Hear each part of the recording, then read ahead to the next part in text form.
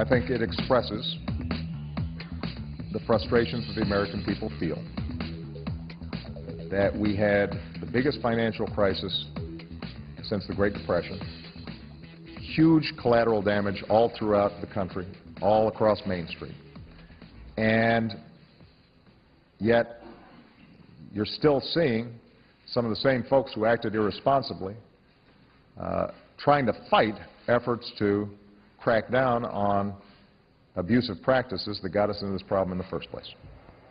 That was President Obama earlier today commenting on the growing frustration being expressed by the Occupy Wall Street movement protesters. That movement is spreading to cities across the United States and across the border to Canada starting next week. Chris Hedges is a Pulitzer Prize-winning reporter and author and a participant at the Occupy Wall Street rally in New York last week and in Washington today. He joins us from our Washington bureau. So, Mr. Hedges, you were a participant in the protest. How would you describe your role in this movement?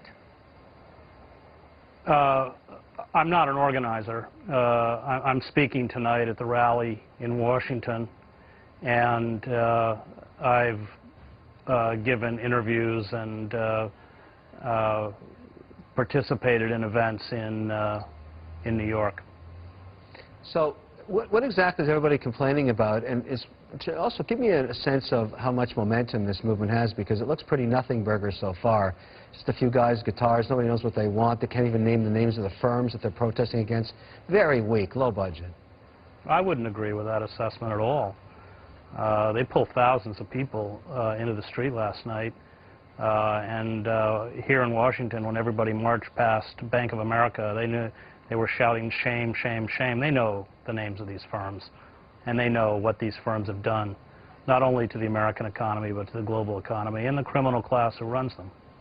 Well, Kevin made this point of, nobody knows what they want. What do you say to that? I mean, we know that this is a very diverse group. There are many different agendas at play. What is the sense you have of what this movement would like to see happen? They know precisely what they want. They want to reverse the corporate coup that's taken place in the United States and render the citizenry impotent.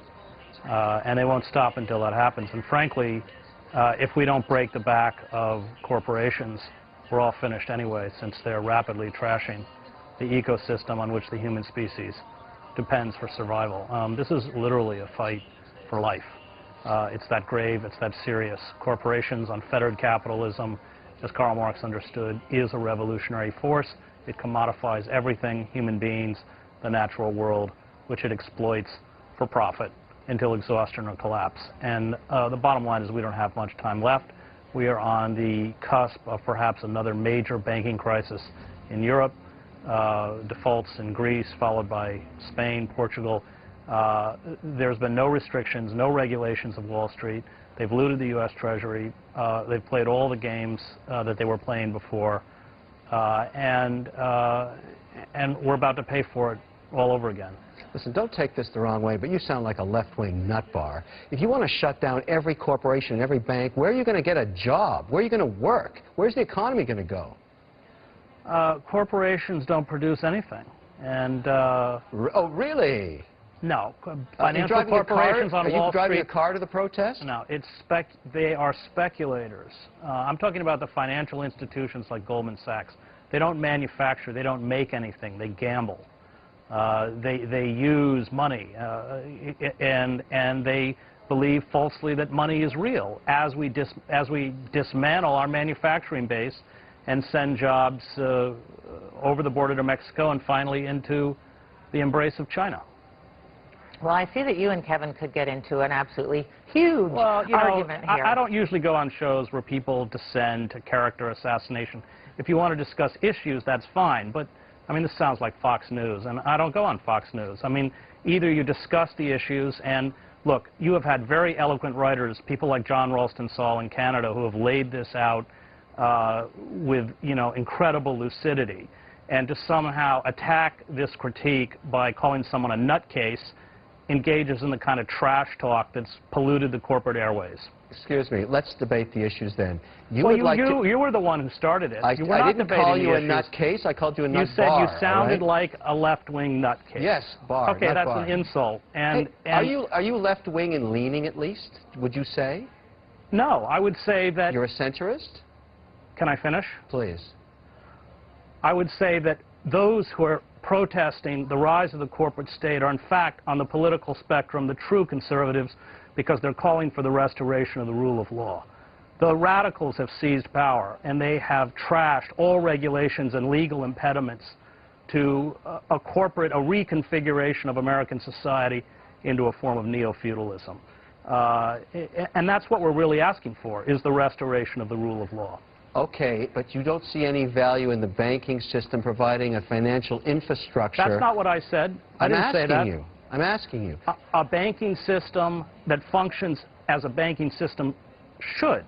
And in Canada, you do not have a banking crisis because you did not tear down the walls between commercial and investment banks and turn all of your banks into hedge funds. If instead of handing massive sums of money to Citibank, Wells Fargo, which are basically zombie banks, they still hold tremendous toxic assets, we had created 10 regional banks with $10 billion each and leveraged them 10 to 1, people could have been saved. 6 million people have been pushed out of their homes because of foreclosures and mortgages. We could have reinvested in communities. Small businesses which cannot get credit would have gotten credit. Instead, they're just sitting on the capital and not lending it. So we're certainly giving you an opportunity to speak your mind. Just so we can come full circle, what do you suggest should be done with Goldman Sachs specifically? They should be prosecuted. When you shove subprime mortgages on families that you know can't repay it, and then you dice up those mortgages as assets and sell them and bet against them through AIG, that's fraudulent activity. All right. Well, thank you so much for joining us. We liked hearing your it'll thoughts. It'll be the last time.